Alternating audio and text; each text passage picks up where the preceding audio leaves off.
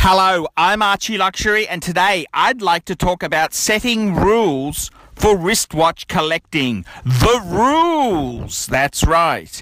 And firstly, I want to make this statement. I mean, we're all men here, and the reality is the rules, it depends on the individual.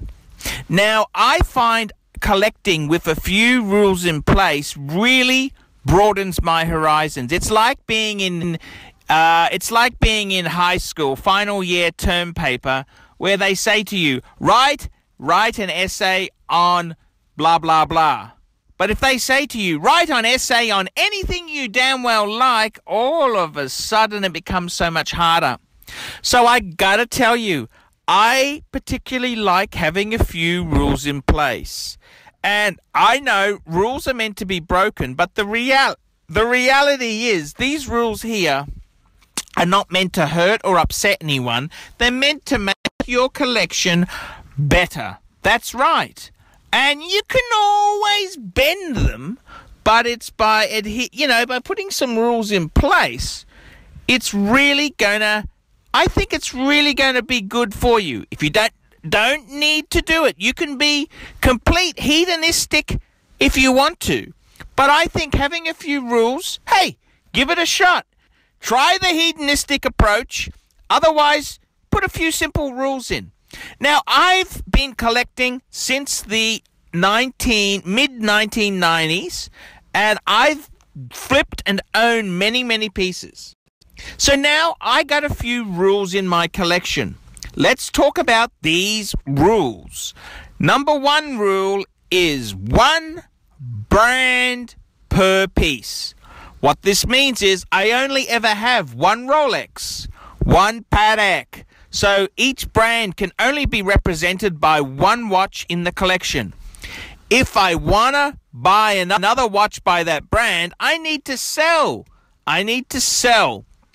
the brand, the other watch, which is also of that brand. So I gotta tell you, this is a very interesting thing. You've got to work this out. So in my case, it's one brand per piece. I got a really nice 6-piece collection, and this is quite important. The next rule is, I've basically got a rule, which is I have got majority steel stunners with Grail as precious metal.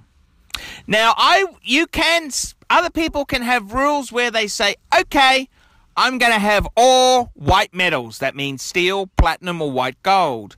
But I got to tell you, I kind of do like yellow gold in my horology.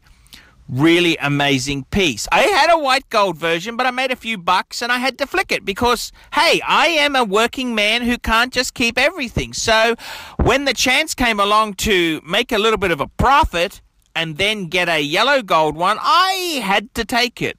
And I've come to really love my yellow gold world time. So what my rule is yellow gold for Grail and white metal for everything else, mainly steel stunners. The next rule you can have, I saw a collection where they had the dial rule, all black or alternating, black, white, black, white, black, white. They had to keep them even or all one color. Now, this is a very interesting rule. In my opinion, I like a bit of a mix. I do like my mixes. Now, as far as collecting goes, what other rules do I have? Well, my big rule is one piece per brand. Yes, tick. The next thing is that I like to have pieces which have one purpose per watch. So because I want to limit the number of pieces, because I'm not having an unlimited bank account, I like to say, okay, I want a GMT function watch. I've got the Explorer 2, but you could have a Batman just as easily. I like to have a chronograph. I've actually got 2. I got a Breguet, the Bregster Type 20, and the Omega Speedmaster. Man, on the Google Ads moon. I've also got I've got some interesting pieces there. I've also got, I got a world time, which you could say is my horology, and it's also a world time. I've also got my dress watch. My dress watch in steel is my Reverso Grand 8. I've also got my casual everyday sports watch for work, if necessary, in case I got a job, which is my IWC Ingenua. So, you know, I've got a few rules there, and, you know, this is kind of how I've built my collection. I've got the Patek World Time. That's my gold precious metal piece. It's my Patek, it's my Grail, and it's a World Time.